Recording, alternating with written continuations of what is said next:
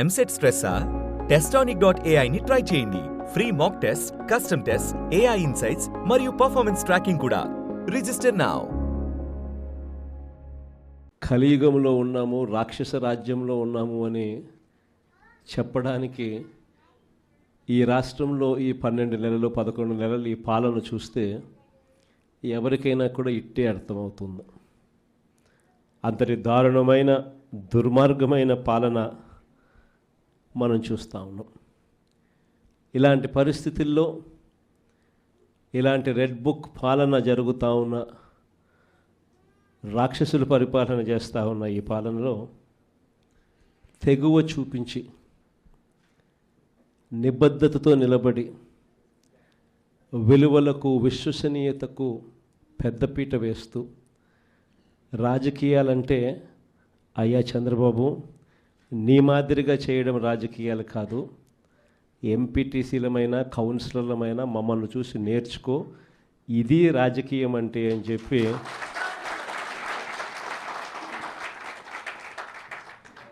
విలువలు విశ్వసనీయతకు ఇది అద్దం పట్టే రాజకీయము అని చెప్పి చంద్రబాబు నాయుడు గారికి కూడా చూపించే గొప్ప తెగువతో అందరూ కూడా గొప్ప తెగువ చూపించారు.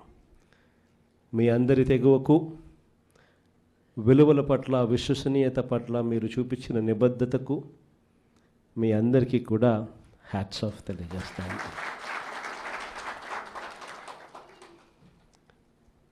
మన రాజకీయాలకు చంద్రబాబు రాజకీయాలకు మధ్య తేడా ఈ 12 నెలలు ఆయన పాలన చూస్తే చాలా తేడా కనిపిస్తుంది. అసలు రాజకీయాలు అన్నది ఒకవైపున మనల్ని చూసినప్పుడు రాజకీయాలు అటువైపున కనిపిస్తాయి. ఈ 12 నెలలు చంద్రబాబు నాయుడు రాజకీయాలు చూసినప్పుడు రాజకీయాలు ఇటువైపున కనిపిస్తాయి. ఇద్దరి మధ్య తేడా అంత ప్రస్ఫుటంగా కనిపిస్తూ ఉంది. మనమేమో మన రాజకీయ జీవితం అంతా కూడా, మన ప్రస్థానం అంతా కూడా ఎప్పుడూ కూడా ప్రజలు మనకు అధికారం ఇస్తేనే మనం తీసుకున్నాం. దొడ్డిదారిన వెన్నుపోట్లతోనూ మోసాలు చేసి ఏ రోజు కూడా మనం రాజకీయాలు చేయలేదు. మరోవైపున చంద్రబాబు నాయుడు చూస్తే ఆయన ప్రస్థానం అంతా కూడా స్టార్టింగే వెన్నుపోట్లతోనే స్టార్టింగ్. అక్కడి నుంచి మొదలు పెడితే ఆయన ప్రస్థానం సొంత కూతుర్నిచ్చిన మామను ఎన్టీ రామారావు గారిని వెన్నుపోటు పడడం దగ్గర నుంచి మొదలు పెడితే, ఆ తర్వాత అధికారం కోసం ప్రజలను ఒకసారి కాదు, 2 సార్లు కాదు, ఎప్పుడూ ఆయన జీవితం అంతా కూడా ప్రజలను కూడా వెన్నుపోట్లు పొడుస్తూనే ఆయన రాజకీయాలు సాగిస్తూ వచ్చాడు. ఆశ్చర్యం కలిగించే విధంగా ఇద్దరి మధ్య తేడా కనిపిస్తుంది. కుప్పం మున్సిపాలిటీ నిజంగా ఆశ్చర్యం కలిగించే మున్సిపాలిటీ. చంద్రబాబు నాయుడు గారు ముఖ్యమంత్రి కాకమునుపు ఇక్కడ ప్రజాస్వామ్యబద్ధంగా ఎన్నికలు జరిగితే ప్రజలు ఓట్లు వేస్తే ఈ కుప్పం మున్సిపాలిటీలో 25 వార్డులకు గాను వైఎస్ఆర్సీపీ 19 గెలిచింది. తెలుగుదేశం పార్టీ గెలిచింది కేవలం 6. మరి తెలుగుదేశం పార్టీ గెలిచింది కేవలం 6 అయితే 25లో 19 వైఎస్ఆర్ కాంగ్రెస్ పార్టీ తరపున ప్రజలు ఓట్లేసి వైఎస్ఆర్ కాంగ్రెస్ పార్టీని గెలిపించిన పరిస్థితులు ఉంటే మరి మున్సిపల్ చైర్మన్ ఎవరు కావాలి? వైఎస్ఆర్ కాంగ్రెసే పార్టీ తరపు నుంచే కావాలి కదా. కానీ అక్కడ కూడా దౌర్జన్యాలు, ఏ స్థాయిలోకి దౌర్జన్యాలు ఉన్నాయి అని అంటే ఏకంగా బెదిరించి మున్సిపల్ చైర్మన్ రాజీనామా చేయించి వాళ్ళ దగ్గర వాళ్ళ పార్టీలోకి తీసుకోవడం. అంతటితో కూడా ఆగిపోవడం లేదు. చంద్రబాబు నాయుడు స్వయంగా ఇది కుప్పము, నా మున్సిపాలిటీ, నేను ముఖ్యమంత్రి, నేను రాక్షస సామ్రాజ్యానికి రాజుని, నేను ఒక రాక్షసుడిని, నా కుప్పం నియోజకవర్గంలోనే ఎలా రాక్షస పాలన చేయాలో నేను నేర్పుతాను, రాష్ట్రం అంతా కూడా తెలుగుదేశం వాళ్ళంతా కూడా ఇలానే రాక్షస పాలన చేయండి అని చెప్పి ఇక్కడి నుంచి సంకేతం ఇస్తున్నాడు. ఇచ్చి బలవంతంగా ఈ మున్సిపల్ చైర్పర్సన్ పోస్టు కూడా వీళ్ళే తీసుకున్నారు. నిజంగా ఆశ్చర్యం అనిపిస్తుంది. 6 గెలిచిన మీరు, 19 గెలిచిన మేము, అయినా ఈ కుప్పం మున్సిపాలిటీలో మీరే చైర్మన్ అని చెప్పి మీరంతకు మీరే చెప్పుకుంటూ మీరంతకు మీరే ఒక్కొక్కరికి 50 లక్షలు. ముఖ్యమంత్రిగా ఉన్నావు, నువ్వు చేయాల్సిన పని ఇదే. ప్రజాస్వామ్యం అంటే ఏమిటి అని చెప్పి ప్రజలకు నువ్వు అద్దం పెట్టి చూపించాలి. ప్రజాస్వామ్యం, కాన్స్టిట్యూషన్ ఇది, నేను దానికి రిప్రజెంటేటివ్, నేను ముఖ్యమంత్రిని. కాన్స్టిట్యూషన్ అనేది ఒక బైబిల్ లాంటిది, ఒక ఖురాన్ లాంటిది, ఒక భగవద్గీత లాంటిది. ప్రతి రాజకీయ నాయకుడు ప్రమాణం చేసేటప్పుడు కూడా చెప్తాడు, కాన్స్టిట్యూషన్కి నేను లోబడి ఉంటాను అని కూడా ప్రమాణం చేసి కూడా చెప్తారు. కానీ ముఖ్యమంత్రి అయిన తర్వాత ఆయనే దగ్గరుండి కాన్స్టిట్యూషన్ను తగలబెడతా ఉన్నాడు.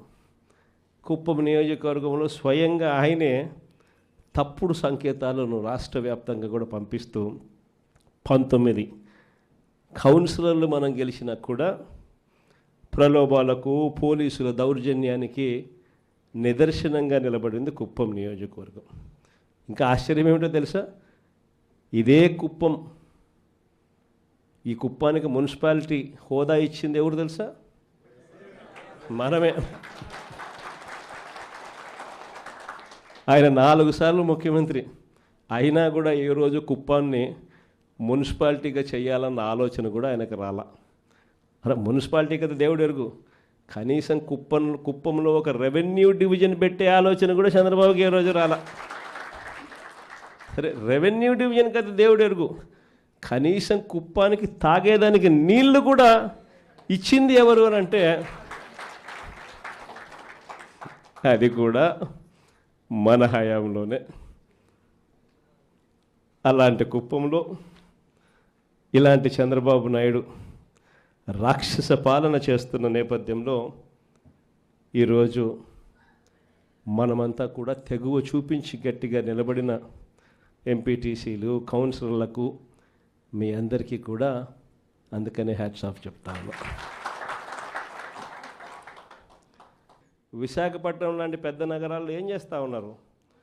రూపాయికి ఇడ్లీ వస్తుందో లేదో నాకు తెలియదు, కానీ రూపాయికి చంద్రబాబు నాయుడు గారి హయాంలో తన బినామీలకు మాత్రం 3,000 కోట్ల రూపాయల భూములు మాత్రం ఇస్తారు. రూపాయి పెట్టుబడి పెడితే 3,000 కోట్ల భూములు. ఊరు పేరు లేని ఉర్సా అంట, ఇంకొక కంపెనీ లూలు అంట, లూలులు లిల్లీలు. ఈ కంపెనీలకు మరో 1,500 నుంచి 2,000 కోట్లు విలువ చేసే భూమి విశాఖపట్నంలో వాళ్ళకు కూడా దారాదత్తం. ఈ మాదిరిగా ఇష్టానుసారంగా లంచాలు తీసుకోవడం, నాకింత నీకింత అని పంచుకునే కార్యక్రమం జరుగుతూ ఉంది. మొట్టమొదటిసారిగా మొబిలైజేషన్ అడ్వాన్స్ అనేది మనం తీసేస్తే, మొబిలైజేషన్ అడ్వాన్స్ ఈయన అదే పనిగా తీసుకొచ్చినాడు. మనం రివర్స్ టెండరింగ్ మనం తెస్తే ఈయన రివర్స్ టెండరింగ్ క్యాన్సిల్ చేసినాడు. మనం జ్యుడిషియల్ ప్రివ్యూని మనం తీసుకొస్తే జ్యుడిషియల్ ప్రివ్యూని ఈయన క్యాన్సిల్ చేసినాడు. చేసి కాంట్రాక్టర్లు రింగ్ ఫామ్ అవుతున్నారు, ఇష్టం వచ్చిన రేట్లను పెంచేస్తున్నారు, పెంచిన రేట్లకు వేస్తున్నారు. వేస్తానే ఈయన మొబిలైజేషన్ అడ్వాన్స్ 10% ఇస్తాడు, 8% వాళ్ళు చంద్రబాబు నాయుడుకి ఎన్నికిస్తున్నారు. డబ్బు ఈయన వాళ్ళకేయడం, ఈయన మొబిలైజేషన్ అడ్వాన్స్ కింద 10% వాళ్ళకి ఇస్తే ఈయన 8% తిరిగి ఎన్నికిస్తున్నారు ఈయన జోబిలీకి. విడిగా కరప్షన్. మరోవైపున చూస్తే రెడ్ బుక్ రాజ్యాంగం. ఏం చెప్పాల్సిన పనుల రెడ్ బుక్ రాజ్యాంగం గురించి నాకన్నా మీకే బాగా తెలుసు. ఏ రకంగా పోలీసులను వాచ్మెన్ల కన్నా దారుణంగా వాడుకుంటూ ఏ రకంగా రెడ్ బుక్ రాజ్యాంగం నడిపిస్తూ ఉన్నారు. ఇంతటి దారుణమైన పాలన సాగిస్తూ ఉన్నప్పుడు ఇలాంటి దుర్మార్గం ఎక్కువ రోజు నిలబడదు. ఈరోజు ఒకటే మీ అందరికీ కూడా చెప్తా ఉన్నా, ఇంతకుముందు హయాంలో, మన హయాంలో బహుశా కార్యకర్తలకు నేను అనుకున్న మేరకు నేను చేయలేకపోయి ఉండొచ్చు. ఎందుకంటే నేను వస్తూనే కోవిడ్ వచ్చింది. జూన్లో ప్రమాణ స్వీకారం మనం చేసాం. మార్చి కల్లా కోవిడ్ లాంటి మహమ్మారిని ఎదుర్కోవాల్సి వచ్చింది. ఇంతకుముందు ఎప్పుడూ కూడా ఊహించలేదు, ఇంతకుముందు ఎప్పుడూ కూడా చూడలేదు. రాష్ట్రంలో అయితే నాకు ఊహ తెలిసినంత వరకు నా వయసులో ఇలాంటి పరిస్థితులు కూడా ఉంటాయి, ఇలాంటి సమస్యలు కూడా రాగలుగుతాయని కూడా బహుశా ఎవరికి కూడా తట్టిండదు.